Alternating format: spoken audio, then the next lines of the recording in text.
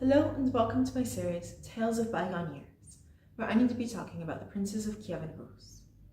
Now, the first prince in the series is Riurik, who was never actually Prince of Kiev, which is where I'm going to be focusing, but he was the founder of the Riurik dynasty, which makes him very important. And not a lot is known about him, which is great for my purposes because it means I can lay down some background information. Now, first bit of background, the main source of information is a document called the Primary Russian Chronicle, if you're boring. Another name is Tales of Bygone Years, or in Russian, Повесть временных лет. And I think that's much more poetic, so that's the term I will be using. This was written in the 1110s-ish. It is ascribed to the monk Nestor, and it tells the history of Kiev and Rus.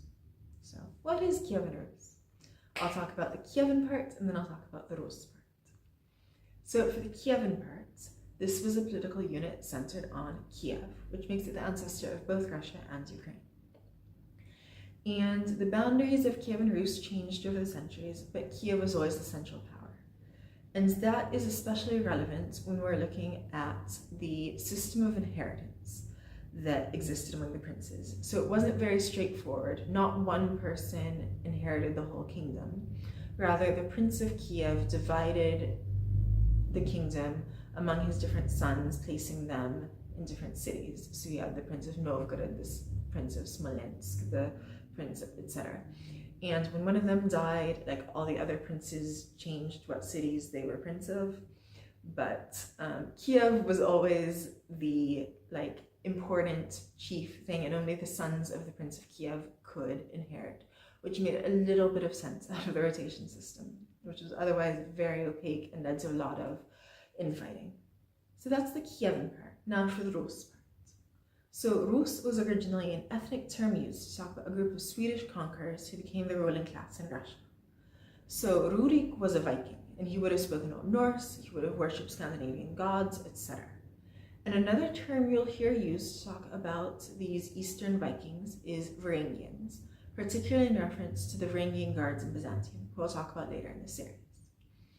Now, there are some scattered references in the Scandinavian sources to explorations or conquests of Gardariki, which is what they call Russia, but it's hard to know what to do with that. And the archaeological evidence, an early date for the beginning of a real presence or settlement of Vikings in Russia would be mid-8th century, and a much more conservative date would be mid-9th century.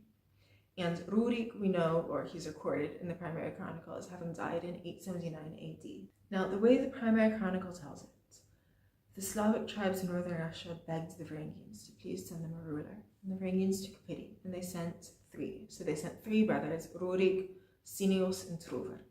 And Sinius and Truvor eventually died, and Riurik became the sole ruler.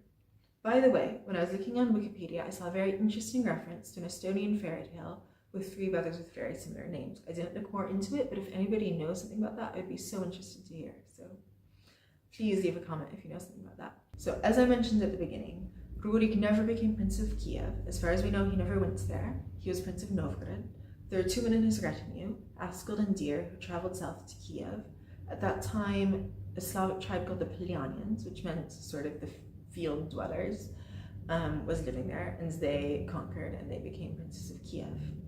Riurik died in 879 AD. He had a young son, Igor, who was too young to take the throne, so he left the kingdom to Oleg. And Oleg will be the subject of the next video.